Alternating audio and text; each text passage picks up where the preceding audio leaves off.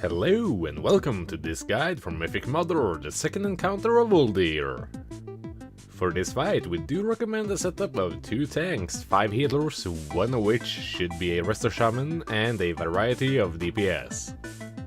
The main mechanics you have to know about this encounter are the 3 rooms. Each room is separated by a defense grid dealing damage and spawning an ad as people move through, but more about that later. While Mother stands in a room, the energy of that room starts to rise until it reaches 100. When it does, Mother will set the room on fire, killing everyone who's still inside. To prevent people dying to the flames in the room, you have to move through each room over the course of the encounter.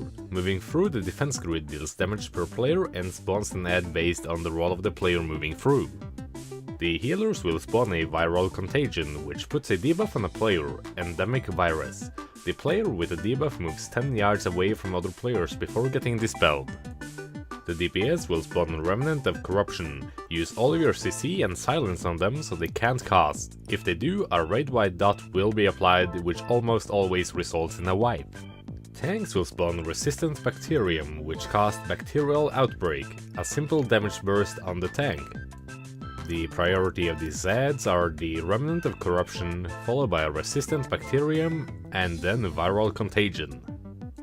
Mother's actual abilities aren't too hard to deal with. Her first ability is Sanitizing Strike, a small frontal cone smash in the direction she's facing. Tanks should turn her away from the raid so only the tank gets hit. Her second ability is Purifying Flame, a swirling fire appears underneath every player for a few seconds before exploding. Everybody should step away from the fire underneath them. The next ability is Wind Tunnel. Winds will spawn at either the left or the right side of the room, pushing players towards the opposite side into the fire. Simply walk against the direction of the wind and you're fine.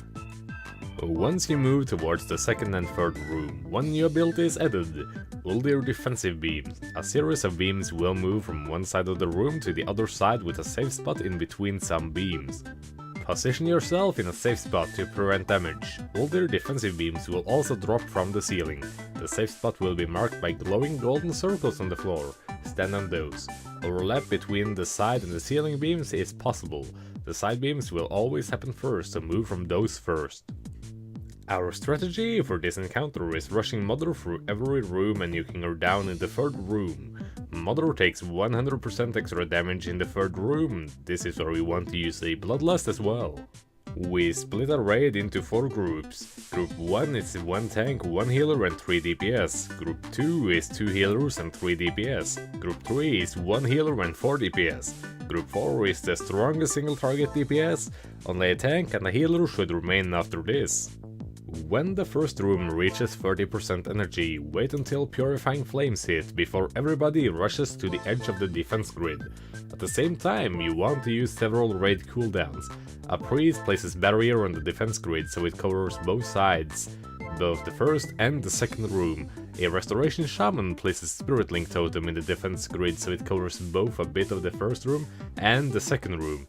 Demon Hunters can use Darkness, Warriors can use Shout, Paladins can use Aura Mastery, and so on. Group 1, 2, and 3 should move through the defense grid while running inside Barrier, Spirit Link, Darkness, and so on. Focus the ad down that spawns from passing through the defense grid and use CCs to interrupt their cast. When the first room reaches 85% energy, Group 4 can move through to the second room slowly so only 1 tank and 1 healer remain in the first room.